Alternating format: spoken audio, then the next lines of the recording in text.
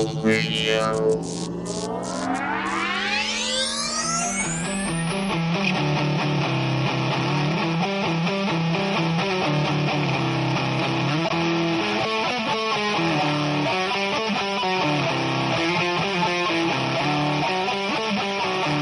Ladies, gentlemen, non-binary, this is Fade In with Michael Cuneal. I am your host, Michael Cuneal.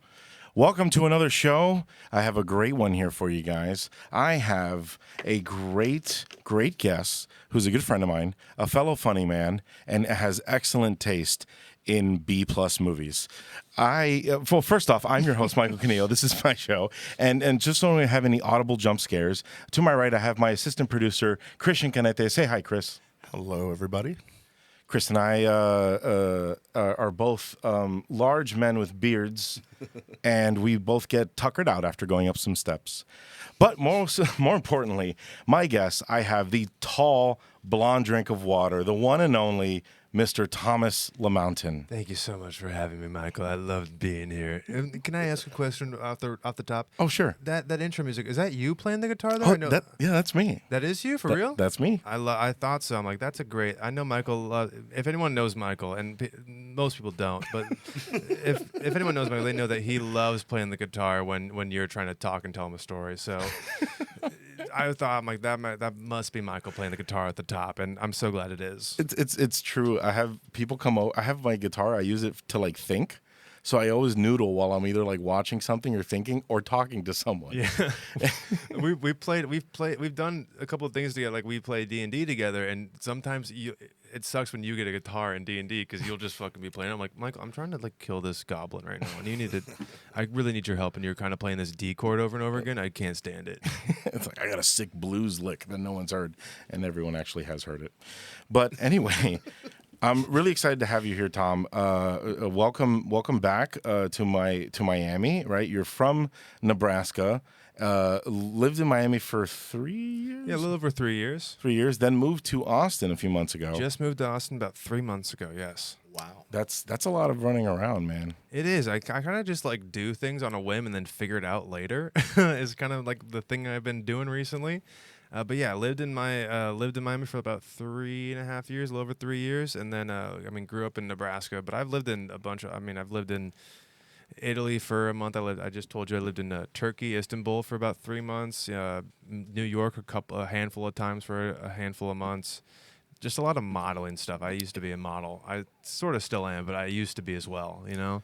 Yeah, Thomas is a stand-up comedian, a producer, a fellow dunce, a model, an actor, improviser. What can't you do? I cannot do a backflip on a trampoline. All right.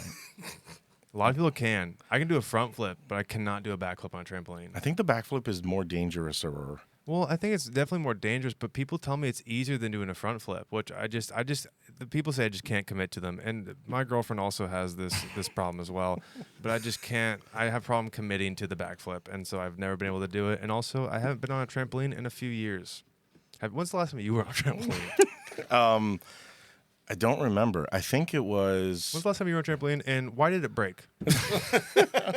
I think the last time I was on the trampoline was during the Clinton administration. I think it's been like that fucking.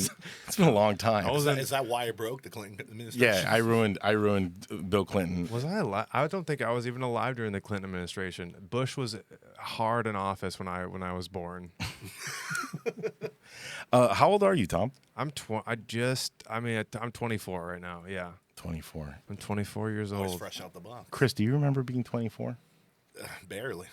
Me too. I was drunk the whole time. I remember being older than I am now. Oh yeah, I used to be my memory used to be amazing, and just these past, my 20s, I've just been like full of drugs and drinking, and I'm like, I should probably be remembering these like key moments and key memories, and I just have not. Those are the key moments and memories. I don't know who's there, what happened though. It's bad.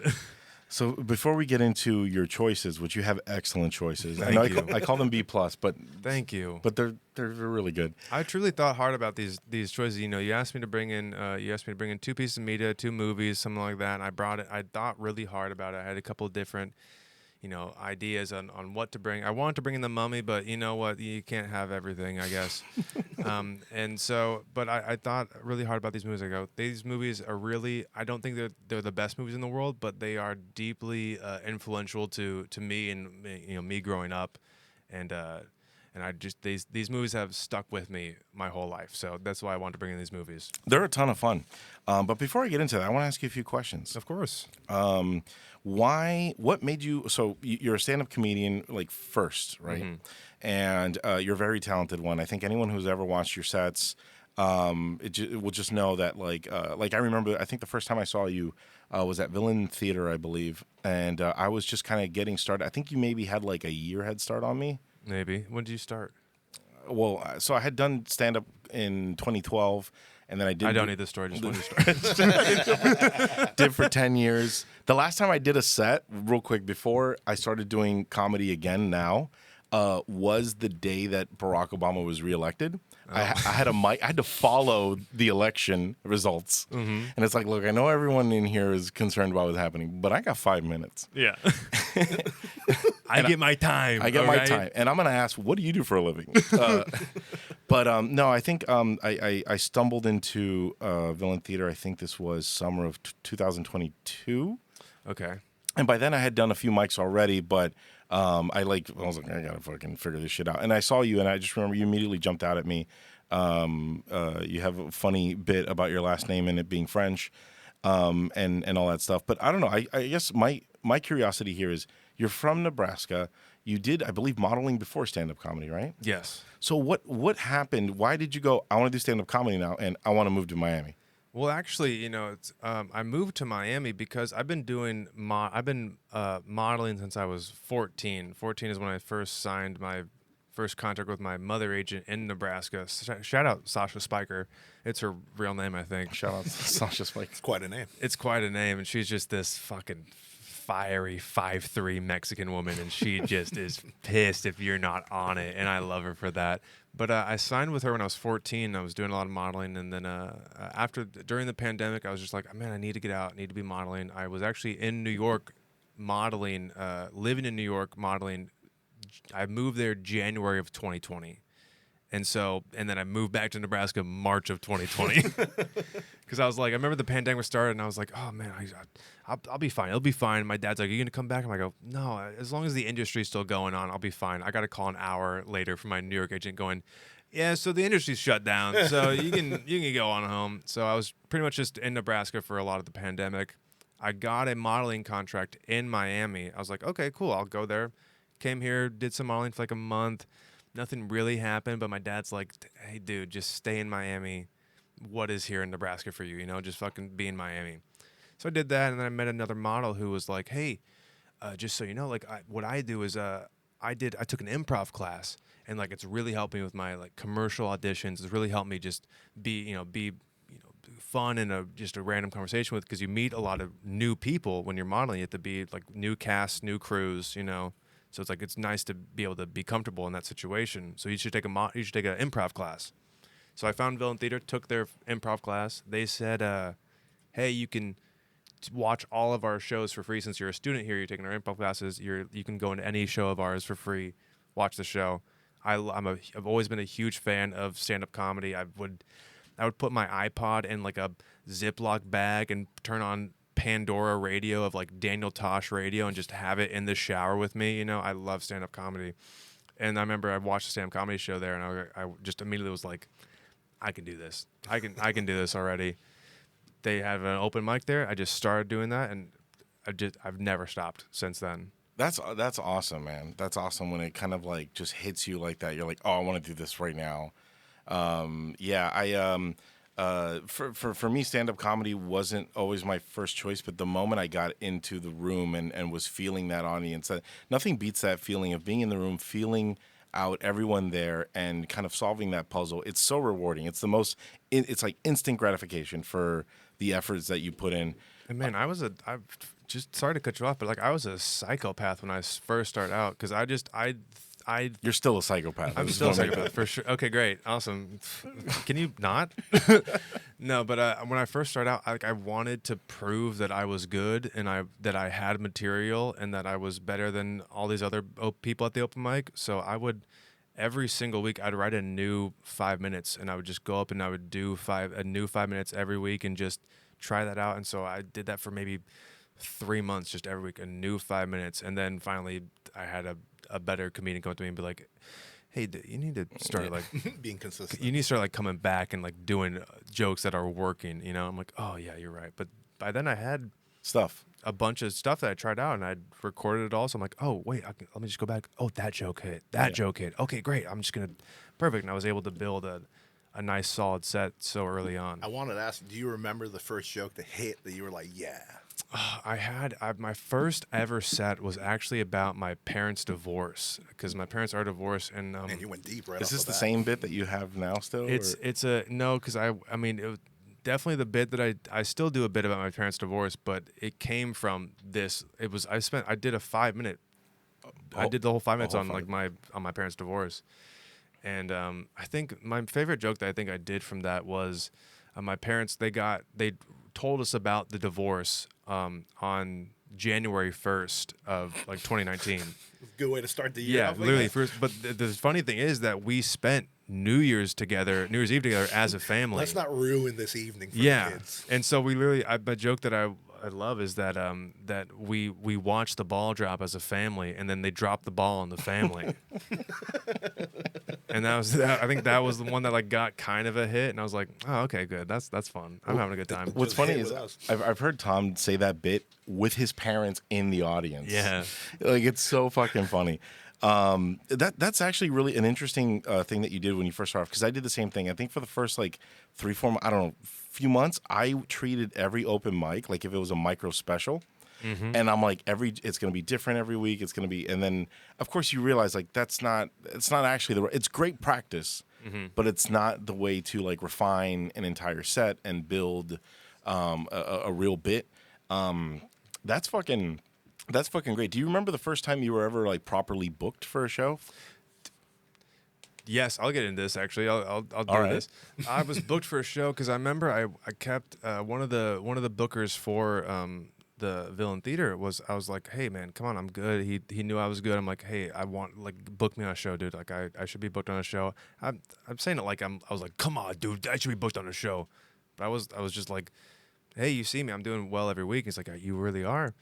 And he's like, but we can't be booking like students. You're still like a new student here. We can't really book you, but we have this stand-up class, and if you take the stand-up class, then we can start booking you, you know? Or they're like, hey, we can't book you because you're just so new. So like, but if you take the stand-up class, we usually book people from the stand-up class. And I was like, oh, okay, sure, whatever. And I was like, it's fine. I need practice anyway. So I signed up for the stand-up class. I believe like right when I signed up, being like, hey, I signed up, I'm going to take the stand-up class, I was booked that Friday. And I was It like, was the principle the matter. yeah, I was okay? like, you fuckers, you just want my money, huh? You got to pay to play, baby. Yeah, and I'm like, whatever. And I got some good bits from the stand-up class. I'm like, really? It wasn't even about it, whatever. But that was the first time that I was ever like truly booked. When someone in general says, here's a stand-up class or a workshop, I see a lot of pushback with like comedians saying like, I don't need to take a fucking class. I don't need to fucking, and I legitimately feel that when you're put in a workshop, for example, the Villain Theater 5 for 5, where for 5 weeks you practice on a 5-minute set, you get that feedback in that workshop, especially with other comics. It really depends on who you share the class with. Mm-hmm. But I was fortunate enough to be in that room with a couple of like experienced people, and then people had never done it before, with even less experience than myself. And getting that instant feedback and hearing different types of feedback from someone who recognizes the setups and punchlines and someone else who's just hearing you talk for 5 minutes, it's so vital. It's so important. I took that class several times because I find it very rewarding. I've gotten a new 5-minute every time I've taken it. So. I've always been hesitant about the class, but I do think it's a good class. I mean, I've heard there's already. I don't think it was maybe Seinfeld or Steve Harvey who said like, hey, if you're taking a class on stand up, you don't have it. Like you don't have it. It's not. I couldn't disagree more. You don't have it, but I there's a part of me that does agree because I think there is just a natural like comedic instinct in some people. I think you can definitely learn it and you can hone it, but like there is a natural instinct. There's some people who just shouldn't be stand-ups, but I do think that the way that they have their stand-up class, where you do just come and you do 5 minutes in front of people, and then they give you your feedback on that. It's nice because they're not teaching you, oh, you have to do this joke structure, or you have to do this. This is how you write a joke. They are just kind of like, hey, write about yourself, and then we'll make it as a group. We'll make it funny, or we'll go, hey, this aspect of your true personality, your true genuine personality is funny. So kind of lean into that rather than like, hey, and then if you do this, if you write like this, it'll be a good joke. It's like, yeah, sure, but anyone can do one-liners, you know? Yeah, and I'll say I agree with you. You can't teach timing. Like Yeah, you comedic can't teach timing. timing. You got it, or that's you're not gonna learn that. Absolutely true. Like not everyone has that like raw talent. But I've always this is terrible. Ben Smith made fun of me one time for saying this. But Shout out Ben Smith. Shout out Ben Smith. I always compare working on your skill as a comedian to baseball of all sports, right? You know, in football, you come out of college and it's a countdown to when you're too old for the sport. In baseball, while of course we're all mortal when that happens, you get to practice on your skills in your areas. And over time, I mean, you just look at it. There's so many baseball players that really peak not at 22, 21 like football players, but later on because they've had time to develop that skill. And it was something that I was kind of subconsciously doing it, but after that class, it helped me where sometimes I'll go up on an open mic and I don't have shit, but I got a really funny story. And I may not have jokes sprinkled throughout that, but I'll tell that story, listen to the audience, find what parts they kind of find that are funny, and then I'm like, all right, that's where a joke is going to go. That's where something's going to go. And you know, classic when you do an open mic, like people laugh at shit that you don't expect them to laugh at, and then they don't laugh at the thing that you've properly set up. So Yeah, the audience decides what the joke is. You don't. You Right. you can think what the joke is, but the audience is the true decider of, oh, that's actually the funny part of this joke. 100%, yeah. All right, so let's get into the choices. So as I ask all my guests to pick two pieces of media, I'm always just like pushing. Hey, pick movies because I can do movies really well. don't pick Moby Dick. I don't want to read that. And you know what? I was like, man, I'm gonna find like a fucking painting that. Funny enough, I did have one picked out that I'm like, I actually do truly love this painting. It's affected me, but I'm like, forget it. What is the painting? It was a painting in like this in a local Nebraska museum called, and it's so funny because I realized I fell in love with it because I'm stupid. But What does that mean? I'll tell you what, it's a painting of a door, and it's like slightly open, and the painting's called like attic door number 3. And I'm just stupid because I was like, oh, that's cool because like where are the other 2 attic doors? You know, why is there 3 doors into this attic? I'm just dumb. That's the 3rd time he painted attic door. But then like it influenced me so much that like I started a YouTube channel in my in high school with my friends, and we called it Room 2 because we thought like that's, I think it's so funny. It implies there's a room 1. It implies that there's room 1 and it's bad, and so we're Room 2, and it's always stayed with me. Oh, I have another one, but it's free. It's whatever. No, let it rip. Dude. There's this so there's this also one in the same museum, and it's so picture a black canvas. It's a big black canvas, and then in each corner of the canvas is like a orange square, but it's like 3 orange squares. They're all kind of different shades of orange, and then 1 yellow square. And I always looked at it, I'm like, okay, what the fuck is this? And I remember walking up to it and looking at the little plaque, and it just said Untitled. And I was like, fuck you. Fuck you. How about fuck you? And so I saw that. It made me so angry. I drove from the museum to like a Hobby Lobby or a Marshall's, and fucking not Marshall's, Michael's. Yeah. To a Michael's. Got the same sized canvas, painted the same picture, and it's hanging in my fucking. You replicated? I replicated it, and mine's called Orange Tree at Midnight, so you can fucking suck a dick. Is that when you realize that artists troll people? Yeah, I'm Yeah. like, all you need is a big canvas. That's all you need to be an artist is a big canvas. Yeah, I kind of get like I'm I like looking at paintings as well, right? But whenever I see these videos of like these kind of where they paint it in real time, like in front of everyone, in front of an audience, and there's always like some fucking weird thing where they're like, there's a swinging paint can and they're throwing brushes and I'm just kind of like, this is like, no, like, I understand the idea is that it's an expression of your feeling in that moment, but I'm like, it's also just a fucking mess. Yeah, it's just That's why I love that scene in Big Lebowski with like Julianne Moore. Oh, She's she's just on the swinging swing, on the yeah. and throws herself on, and it's like done. My favorite joke in that movie, just a real quick touch on the Big Lebowski. My favorite joke in the Big that's Lebowski. not one of my movies. I know. So we skip it. We'll get there. That's my fault. I'm sorry.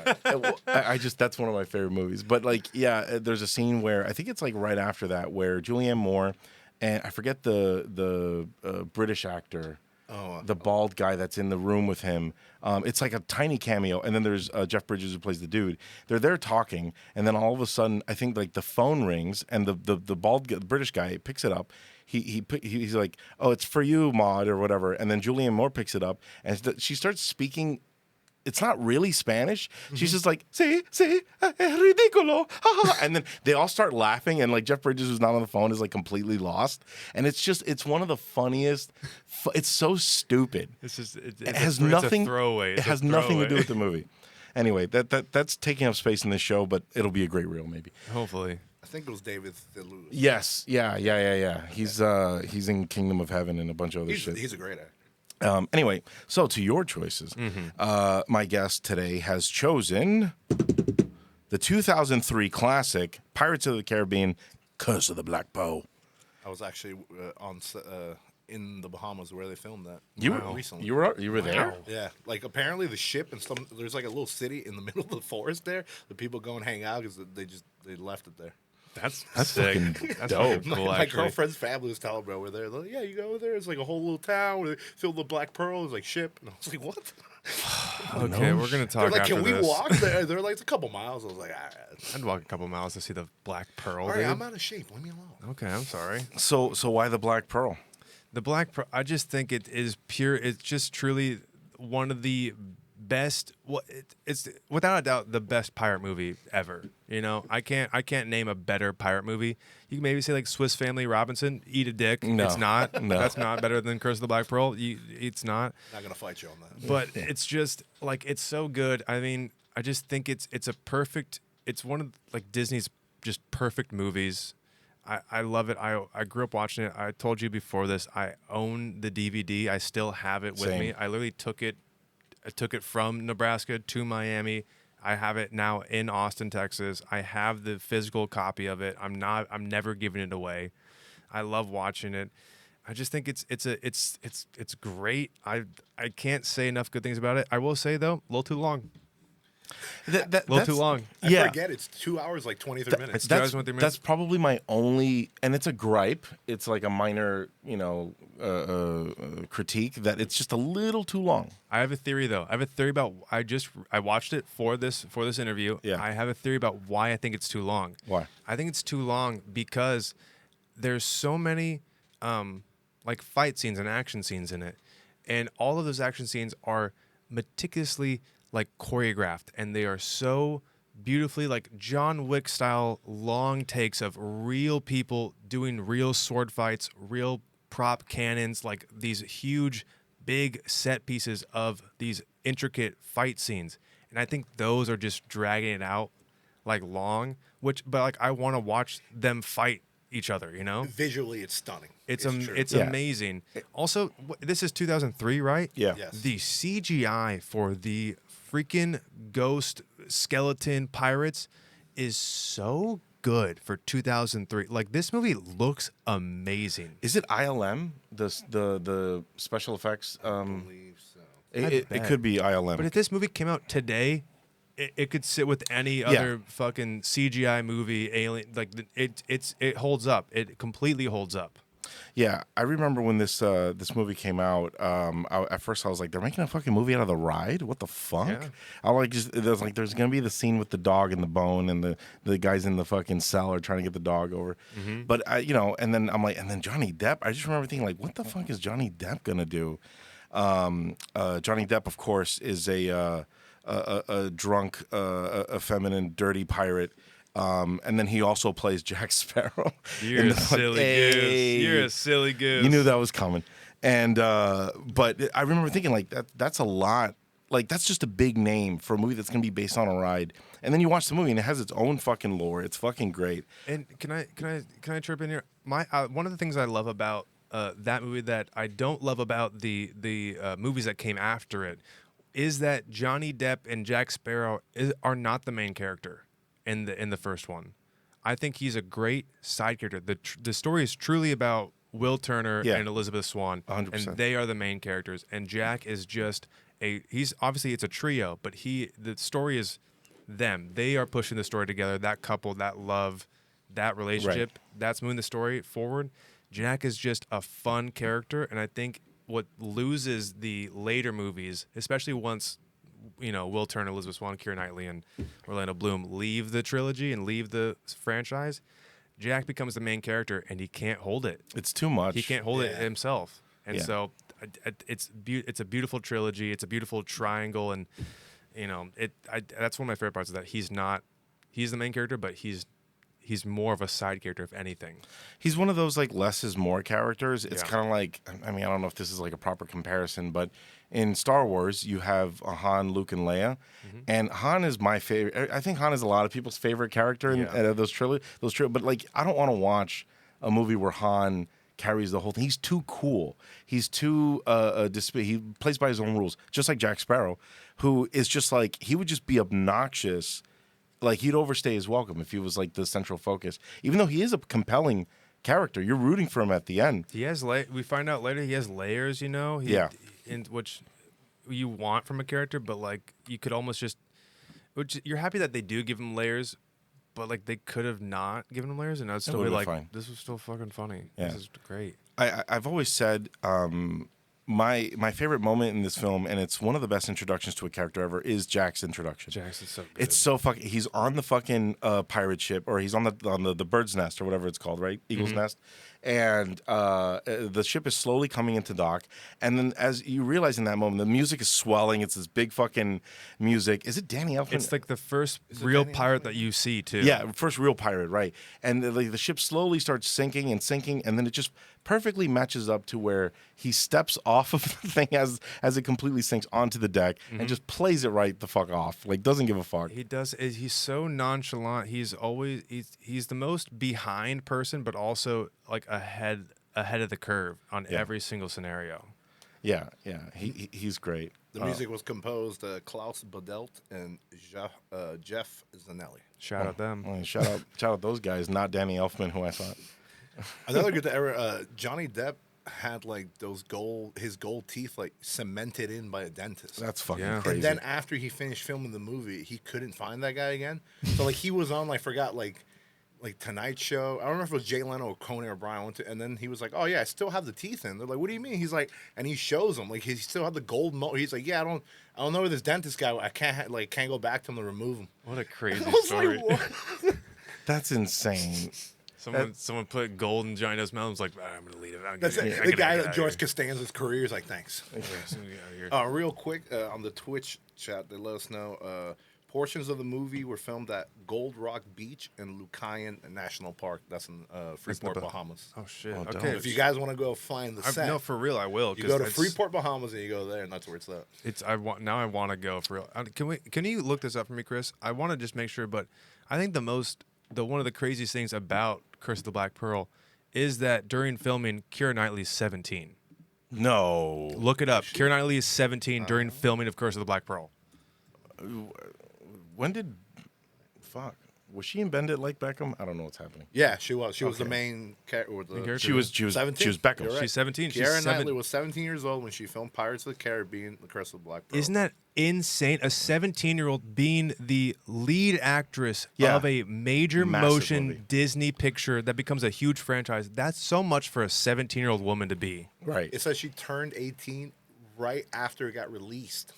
That's crazy. So she was like freshly 17 filming. To what you were saying, Tom, about that this is the best film in its genre. I don't know if you said that now or you said it before the show. I did. But it's the best film in its genre.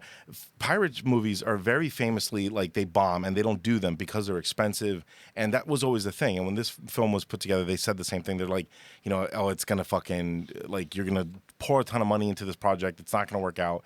And it was quite the opposite because they had a perfect marriage of of actors and characters. The script, it was a fun adventure thing, a fun adventure story.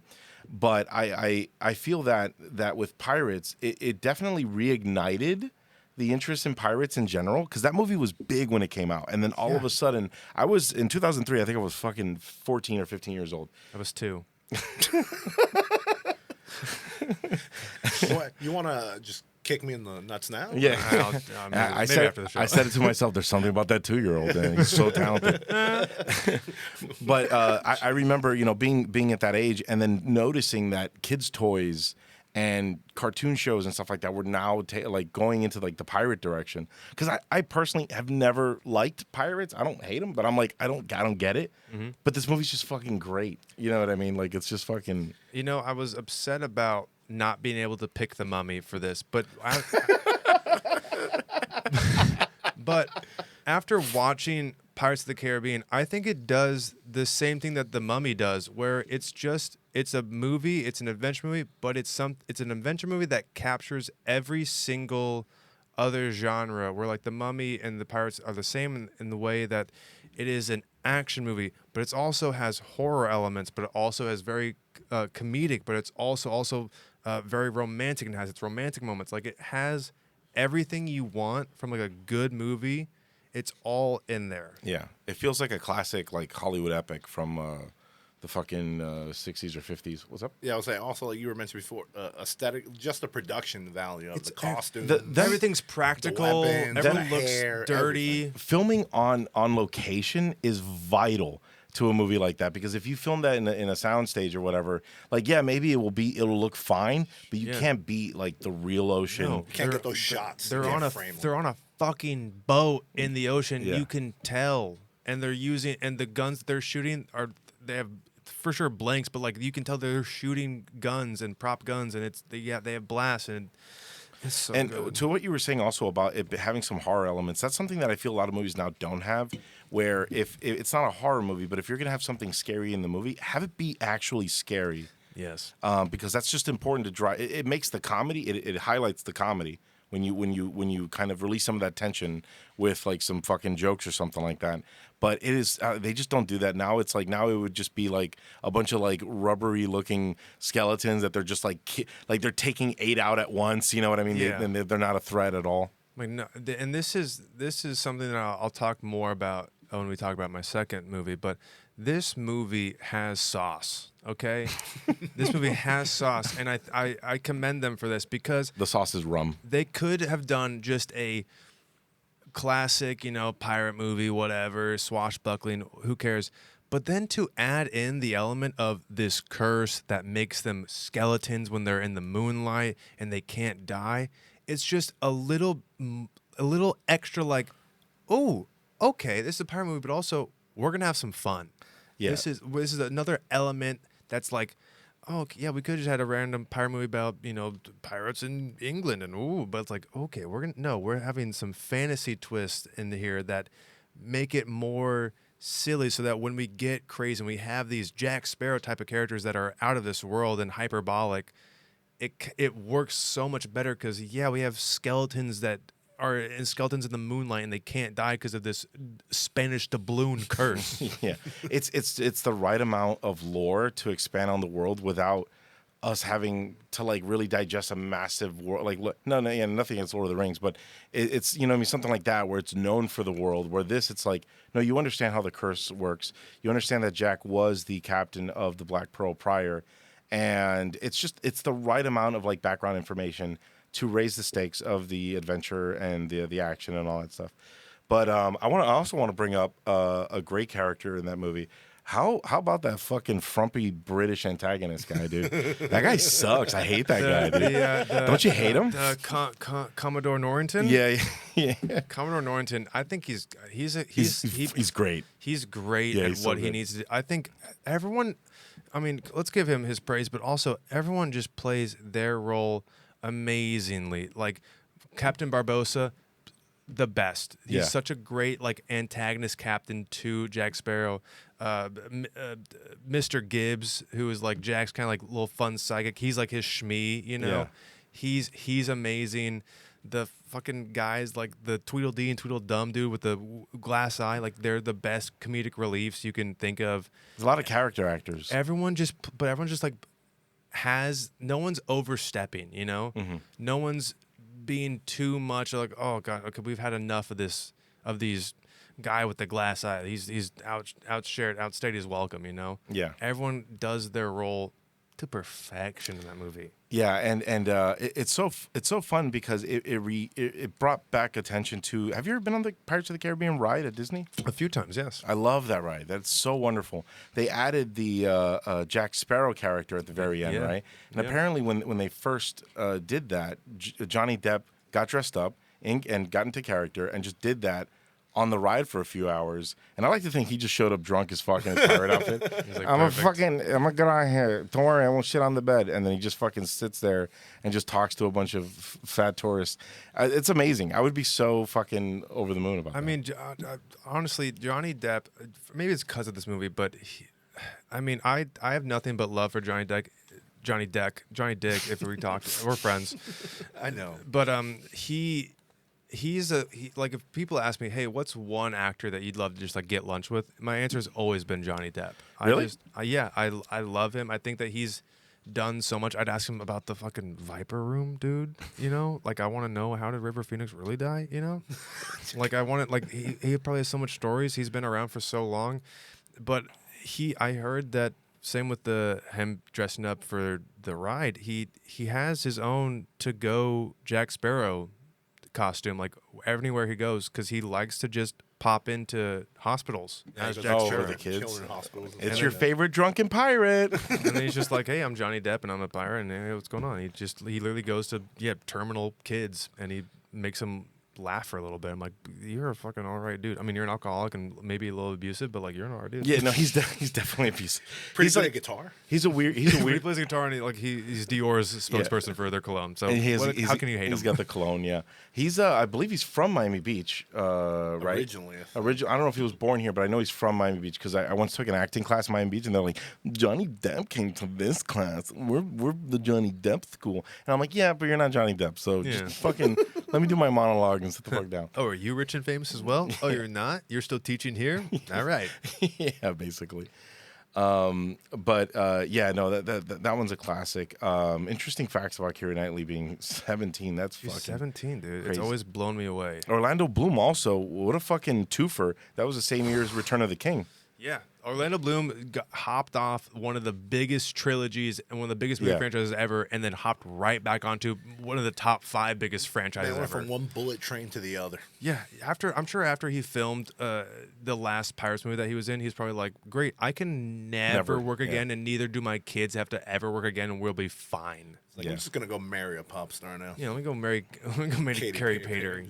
Pater. You ever see his cock when he Yeah. was I had a feeling he was gonna go. I was sitting here like, are we going to talk about the picture with his dick out? Of course. No, that's a good dick. It's a good cock on Orlando Bloom. It's a fine cock. It's a fine cock. Hey, listen, he was Legolas, all right? He was, Yeah, dude. Come on, he was- you don't think come on, man. He was think Legolas is third like- Legolas. Hey. No, that's terrible. No, I real liked quick, it. It was I'm fun. getting- Johnny Depp was born in Kentucky, but when he was very young, his family moved to Miramar, Florida. And then he was killed by Freddy Krueger. He was. Dream was number He 3, got- Dream Warriors, I think it was. No, it was the first one. Was it the first one? Yeah, he gets sucked into the bed and like vomited out through the roof. that's it's right. fucking That is awesome. part one. He got that. You know who he got that role from? Nick Cage. Really? Nick Cage. He was like sitting with Nick Cage was his friend, and he was like, "Hey, you should audition for this Nightmare on Elm Street movie." Nice. Like his first role was the Tom Petty video, and the reason he did that is because he moved out to LA to be a musician, and then he just he wanted to make money or whatever, and he was on the Tom Petty Free Fall. He's the I don't know what He's in song- I the don't- Free Fallen music video. I think it's him. Yeah, don't know. it's the one where he's a rock. I don't know if it was that one or Into the Great White Oak. One of the two. I gotta look it up now. I'm not like a huge Tom Petty fan. I don't know if that's controversial. It is. What's wrong with it? I Don't back down. Johnny Cash does a far Yeah, better cover of that song. Into the Great White Open. He was in that music. Okay. Yeah. Fucking Johnny Depp. I love him. Yeah. I forgot what the fuck I was gonna say. Never mind. We're gonna go into. You're talking about Keira Oh, Knightley now I being remember what I 17? was gonna say. No, so Johnny, before we go into the second film, the second choice, I wanted to just really quick, just if anyone gives a fuck, The best, in my opinion, my favorite Johnny Depp movie is a movie called Ed Wood. And if you that is a very if you good don't know who Ed Wood is, he was a film director from I believe the 50s. He directed the film Plan 9 from Outer Space, which is considered the worst film of all time. And I'm like, no, it's not. It's definitely Rise of Skywalker. But I agree with you. God. but he was like a bad a bad film director. He made a bunch of shitty like B movies, and I believe he was trans. He liked to dress up in drag. Yeah. And Johnny Depp plays him in they did a biopic in the 90s directed by Tim Burton. I was gonna say, I think It's black and white, and he plays Ed Wood, and it is it's a movie for people that love movies. Yeah, and I think Vincent D'Onofrio plays fucking Citizen Kane. What the fuck's his name again? All right, never mind. George Orwell. Anyway, so watch Ed Wood if you guys never seen Ed Wood. It's probably Tim Burton's my favorite fucking Tim Burton movie for sure. Really? We won't get to it. Check it out. Just check it out. Tim Burton's got some fucking bangers. Orson Welles. sure. Orson Welles. I knew. This is before his Orson Welles. Yeah. Did you say George Orwell? Yeah. That's 1984. I get that. close. That's close. That's not bad. I knew it was That's close. close. I'm like, I know it's not right, but this is also a funny answer, so I'll do it. My dyslexic brain always goes to that name first. So that's why I didn't want to say it with confidence. But Don't worry, I did it. But okay, all right. So we'll move on to your second choice now. Your second choice, Tom. What was it? 2008's Speed Racer. Which me and Mike both agree it's an underrated movie. It's so underrated. Super underrated. Do you mind if I give you guys a little backstory about why I chose this movie? Yeah, let's hear it. So this movie, I mean, this came out in 2008, so I'm 7 years old when this movie comes out. Jesus Christ. And shut the fuck up. So I'm 7 years old when this movie comes out. I'm just a little 7-year-old and growing up in Gretna, Nebraska. And my best friend in the world when I was growing up, he lived just literally perpendicular to my street. Like my house was like right on where kind of this cul-de-sac like goes and you have a street. Anyway, he lived right across the street from me. And so I'd spend the night, I'd spend the night at his place all the time. You know, he's right there. Summer nights, we'd spend the night and have a big sleepover. And his mom would always go to like the video store and get a movie before, like for the sleepover. Like, hey, let's watch a movie, you know? And we watched Speed Racer like one time. And we were like, this is amazing. Like, play it again. Play it again. And we would just every sleepover, like from then on, his mom would be like, hey, I'm gonna go get a movie. What do you guys want? And we'd be like, Speed Racer, please. Can you get Speed Racer? We want to watch Speed Racer. And it was so much that you ever have this thing where like you have your best friend, you spend the night at his place a bunch, or like you spend the night at like a friend's place, and then you kind of grow up and you stop spending the night there because like it gets weird. But then like figures it out, you're like, no, let's have why did we ever stop spending the night, man? Like let's have one more sleepover, you know, one more sleepover. Let's do it, you know. And you're like too old to have sleepover, but like let's just do it. We had that for that sleepover. We watched Speed Racer again because we're like we have to watch Speed Racer. We always did that, and so I always was like, this is such a great movie. I love this movie so much. Recently, just rewatched it. Still love it. I think it's still a great movie. I hadn't seen it in probably well over 10 years or something like that. I would say about the same. It was a while for me. And I always liked it. I have some issues with it, which we'll get into. Yeah. It's not perfect, but when I rewatched it, I was like, oh, I forgot how good this movie is at most of the time. Yes. Like, it is fucking great. The Wachowskis directed that. I believe that was their first follow-up after the Matrix trilogy. No, they did V for Vendetta before. They did V for Vendetta and then that. Which is also not a bad adaptation. The comic book is way better, but the movie's like pretty fucking dope, too. Because, again, they catch the visual, like, feel of the comic well. Yeah, I don't want to get into a whole V for Vendetta hole because I will. They changed a lot. I've never seen it, so move on. read the comic. It's great. All right. But anyway, yeah, we'll just fucking. So the Wachowskis do Speed Racer, which to me seems strange. You do the Matrix trilogy. They did, I believe, a movie before that, and then they went from there to fucking V for Vendetta, then Speed Racer. And I remember, so when I was a kid, I watched Speed Racer on TV. It was on Cartoon Network, and my dad watched Speed Racer when he was a kid. That's how old that fucking cartoon Yeah, is. my mom watched in Argentina. It's Yeah. called Meteoro. in Yeah. Argentina. Oh, I watched it a little bit in Spanish Yeah, too. Spanish is called Put in Gold. I was like, all right, cool. Yeah, Meteoro. Yeah, that's weird. And I was like, is there gold in the whole fucking show? He's a Whatever. winner. No, he No. wears white and red. Yeah. He's winning medals, I think. I What- don't know. I guess. Watching the cartoon as a kid, I remember even as a kid there was things about it that I liked, but I hated how cheesy it was because it was like dubbed, and it was like the worst dub. It was like they'd squeeze in a sentence with like 85 syllables into like 3 mouth movements. Like, Speed, when you gotta go, you gotta get the car, you gotta it. Huh? Yeah. But I think this movie captures that well. It does a little as a bit. beautiful nod to Yeah. the. I think it's a great handshake to the cartoon. It's filmed. I mean, the visuals of it just capture the cartoon, the anime. Because it was kind of an anime. It was a Japanese It's anime. anime, yeah. Okay, great. Because I didn't know if it was an anime or just like a regular cartoon. But knowing that it's truly an anime, it's filmed like an anime. Yeah, It's- completely. I think I've never seen a movie capture the filming style of an anime as well as Speed Racer. There's a scene in I think it's like towards the end where they have the race and there's a part where they kind of all park their cars and have like a fist fight during a race. Yep. In that scene, the snow is very like gently falling, and when they go into the fight, it's like sped up, and then the snow becomes those like fast streaks, those like kinetic streaks that you So see in good. anime. So good. And like that's kind of how they explain. Even though they don't need to. They could I don't have know just if you see that. I got chills right now. I got chills just thinking about how good Speed Racer is. But you're right. Like in the manga, that's how they'll draw. they'll do the styles and punches stuff. and shit like that. Yeah. So anyway, so I watched the cartoon as a kid. I was like, but it was cool. I liked the car. The car with all the gadgets was cool. And you're a little fucking Outside, boy. man. It's like a little car with gadgets. And then when I saw the fucking movie, I was blown away by how much they expanded, because they have it's paper thin, the Speed Racer lore in the cartoons. And then they made this into a fucking 2.5 hour fucking film. Yeah, I was just gonna say, like, I remember watching it recently with my friend. Maybe 6 years ago we watched it, and we both we were high as fuck, but we both came to the conclusion that like the movie is truly like what you picture in your head as a kid when you have a Hot Wheels car. Oh, and yeah. you are like driving a Hot Wheels car on like the kitchen table. In my head, I'm thinking of what Speed Racer is, like all the crazy jumps and going around the track, and he's on an icy mountain, like that's me with a freaking Hot Wheels car on my dad's knee, just being like, that's what it feels like. Yeah, it captures that so well. The way they depict races the way they depict races in the movie is so different from the cartoon. They're just like driving on like cliffsides and stuff. And in this one, they have these like Hot Wheel tracks where there's all these crazy spinning around and all these jumps. You're like, what the fuck is this? But it works. And what I think works the best about it is you can do these fantastical things, even like the CGI. You can say it doesn't hold up, but it doesn't matter because it's so it's so committed to its visuals. Yeah. That like you kind of just after a while you're with it. And watching it, there is some like super bad CGI where you're like, this is awful. But then like you get to the pure race of it, Yeah.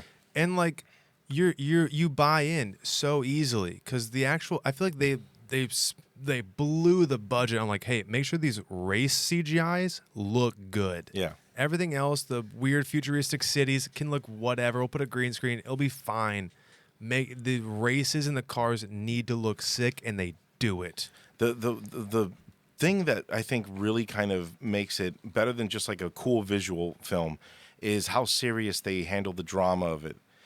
You believe Speed, like he comes, they play him off as this, or they portray him as this like good guy, kind of like young like Boy Scout type kid, and you buy into it. I love how that film depicts family. Like they do a really good job of like, man, that kid is like loved. Yeah. He's got a healthy like romantic relationship. There's a monkey that lives at the house. Like And you could cut that whole Yeah. fucking part. But the way they do drama so well, there's a scene early on, or I don't know if it's early on. I think it's when Speed is about to be offered a contract by a British guy from V for Vendetta, and he turns him down because he wants to stay with his family, right? Yeah. And first he tells him, Speed just doesn't just say no, it's not right. He tells him this very personal story about after his brother had passed away, Rex Racer.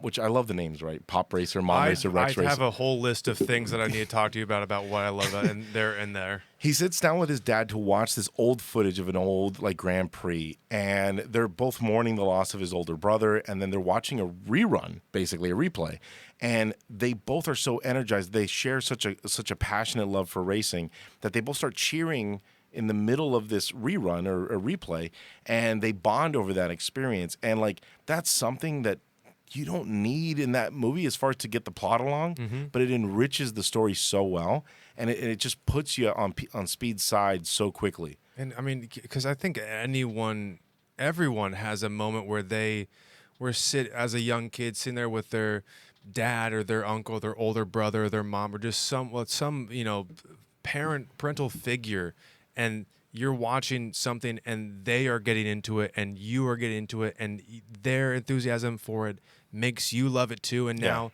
like me, like I don't care about football, but like being and watching a football game with my dad and him getting excited and me getting excited, like that, those are pure core moments, I'll never watch a football game by myself in my life, but when my dad's like, "Hey, I'm gonna go watch the Nebraska game. You want to watch it?" I'm like, "Yes, I do. I do want to watch it with you, Dad, because I know that's you want to watch it, and we have a connection with that." That's beautiful. I watch Dolphin games completely by myself, and it's sad as fuck. Just crying alone, yelling at the TV. I love the callbacks or not the callbacks, but the references to the Mach 5. Like they even get the lore right with the cars. Where like he uses the Mach 6 at the beginning. It's for the big races. He has to go back and use the Mach 5 during like this fucking gumball rally part. And yeah, it's a great fucking scene. There's a hilarious moment where I think it's Racer X. A spoiler, it's Rex Racer, his passed away brother. Yeah. And there's a part where he's racing, I believe, and they're like in that gumball rally scene, and he hits the jumper, flips the car, and there's another guy right above him, and he punches him. Yep. In the middle of a race. He punches another guy, and that's so fucking. It's so yeah. What do you mind? Yeah. What do you got there? Do you mind if I share? I have a list of things after watching the Speed Racer. I have a list of things that I loved from this movie, and I'd love to just rattle them off for you guys quick. Like, first thing, this isn't in any order, but first thing I have on my list is John Goodman's mustache in this whole movie. Phenomenal. He had it in a cut in a flashback scene right at the start, and I was like, he's not gonna have this mustache in the future, right? And then he did, and I was like, great, he has this mustache the entire movie. I love that. You need a father with a mustache. They even kept his lore in the cartoons where he was a wrestler, and it's all done in one zoom in where he's fighting a ninja. The camera zooms in on his ring that says he's a wrestler. That's wrestler. And he beats the shit out of everybody. I have that as well. Just down my list a little more. That's the line after John Goodman. Beautiful mustache, right? He's such a beautiful. After John Goodman this is a line that's told immediately after John Goodman fights a ninja that was trying to assassinate his family. Okay, this line is given after that moment. A man just tried to break into your hotel room and kill your entire family, especially your son. You're now eldest son because your former oldest is dead. One of the characters says, "Was that a ninja?" And then John Goodman replies, "More like a nanja." Boom. Terrible what passes for a ninja these days. Boom. Someone just tried to kill your family. Someone just tried to murder your son and try to like. He drops a dad joke. And he's like, "More like a nanja." What? Oh, hell yeah, Dad. Good Burn. one. I was talking to someone about that the other day, about that scene that moment is not played for laughs, but I crack up when Christina Ricci comes in. Of all the fantastical things, she's like, "Was that a ninja?" Yep. And that's so funny to me. Like, it's like, yeah, what the fuck? There's ninjas in this movie. Yeah. What else you got? I have going on piggybacking off of everyone's names. Everyone's names is hilarious. Speed Race. I just think I was telling my girlfriend this. I'm like, it's just like, how do they introduce their children? Like, all right, this is our children. We have a Rex Racer, Speed Racer, and Spritle Racer is their names. And also we have a monkey. And my name's Ma, and this is Pop. Racer. Yeah, Mr. and Ma Mrs. and Pop Racer. Racer. And this That's is our names. Australian mechanic guy. Yep. There's also a character in the movie who's only referred to as Inspector Detective. Inspector Detector. Detector? Yeah, Well, yeah. My closed caption was wrong. Then. He's in the fucking cartoon. I just think that's what a great name for like a detective character. That's the best name. Early in the movie, we see Speed Racer, a young Speed Racer comes on his go-kart and is like, "Hey Rex, I got a present. This gift came in for you." Turns out it's a bomb because they're trying to like sabotage Rex Racer's entire family. And they're trying to kill his family. Yeah, this whole assassinate movie. him. Yeah. And it's so funny because in that scene, Rex Racer, he's like, it's a bomb, and he like snaps a broom over his leg, and he makes sure he like presses the fucking gas pedal, and Speed Racer's like go-kart, and he puts the bomb in the go-kart. The go-kart like runs like slowly like goes out and it blows up in the street, and I'm like, you could have just thrown the box. You could have thrown the box, but instead you blew up your brother's go-kart. Like, what a shitty thing for one to do. Like, you could have like, oh, get this out of here. But it's like, no, I'm gonna blow up your bro. We're gonna have to fix this. Listen, he was already a good enough driver. He didn't need to practice more in the car. All right, Yeah, he's trying like, to keep a leg up. I'm so good, I can blow up. I can drive without even being in the car. His look as Racer X is so fucking gnarly. It's so so cool. I fucking love that shit. Good aesthetics. Oh, this is also one thing that I loved in the movie. A girl calling Speed Racer a retard in the first 20 minutes of the movie. She really? Yeah, the one of when what's his girlfriend's name? Trixie. Trixie is like being like bullied by a little blonde girl. And being like, I didn't even like Speed. He's dumb. He's stupid. She literally calls him a retard, and then Trixie punches her, which is like, hell yeah. I remember the scene. I don't remember the use of that word. That's fucking wild. Because I had my closed caption on. I was like, she calls him a retard. This is 2008. That's kids crazy. movie. My Samsung told me. I mean, I will say it's accurate playground vocabulary. Yes, I think they captured it really well. I mean, let me just say that I have this down, but we talked about this earlier. The movie has sauce. The movie has sauce. I love Christopher Nolan movies. They don't have sauce. Christopher Nolan movies do not have sauce. Speed Racer has sauce. It might not be a good movie, but it's got sauce. It's like just dripping. It's just like, hey, this might not be a good movie, but hey, we're cool as shit. All right, we made a choice and we're sticking with it, and it's cool. All right, so fuck you. We got sauce. This movie has sauce. And then here's just two lines. I only have two more things. These are two lines that I really liked from this movie. One was from the Cobra Gang or like the Snake Gang, whatever there was. They have a line that says, "Let's pinch these turds off." And I just think that's like funny. That's a great one. That's just a funny line. To yell at somebody threateningly. In the fucking race, he's like, "Let's pinch these turds off." It's like, sure, cool, yeah, sure. And then in the final finale race, the big race. That's fucking so good. Speed. Let me set the scene here.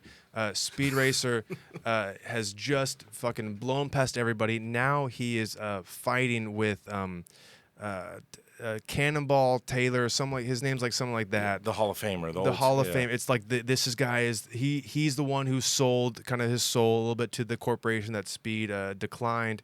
He's like the future Hall of Famer. He's won this race a bunch of times. He's the best of the best. And Speed's like, all right, you better fucking show me something.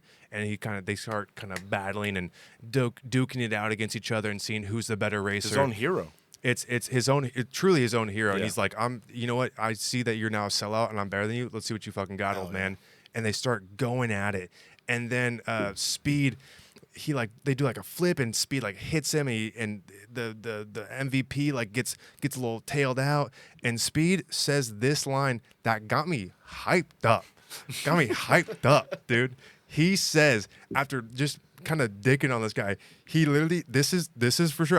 I rewinded to make sure he said this. I'm like, did he really say that? He did. He says, "Get that weak shit off my track." Straight Jeff Gordon, the man. Just the most dirty fucking, and I love it because when I play sports, that is internal monologue. That's my go-to line. Your external monologue. I love playing like sand volleyball when I was in Miami, and if I had like a nice block or a nice spike, I go, "Get that weak shit out of here." So I love seeing Speed Racer be like, "Get that weak shit off my track." That finale race is one of the most hyped fucking scenes ever. Like the energy is so big. It's so fucking awesome. We're running out of time here, but before I get to it, I want to talk about my only critique of the movie. Please. It's too fucking long. Yeah. Just seriously cut out all the chim chim and the spritle stuff. Make that movie just shy of 2 hours and watch how much people would have fucking loved that movie. Yeah, another 223, I believe. It is. Yeah. I mean, I think they were just they were obviously trying to be they were trying to make the fans happy and be like, hey, we're gonna give you everything that was in the anime. We're gonna give you all these moments, all these amazing side characters. But in reality, they should have cut a couple of the people. Like, yeah, Sprite and the chimp, like, doing fucking anime fighting with each other in the living room. Get it out of here. Yeah, we don't need it. It serves no purpose. Not for an almost 3 hour. I think what happened is the Wachowskis just got like a blank check because they're coming off of. They're like, yeah, let them do whatever they want.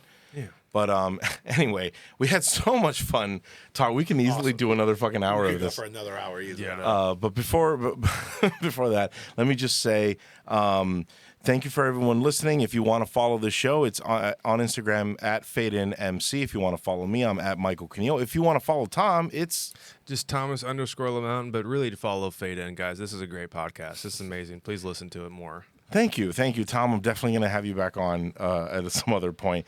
So that's been Fade In. Thank you guys so much for listening. Good night. Good night, guys.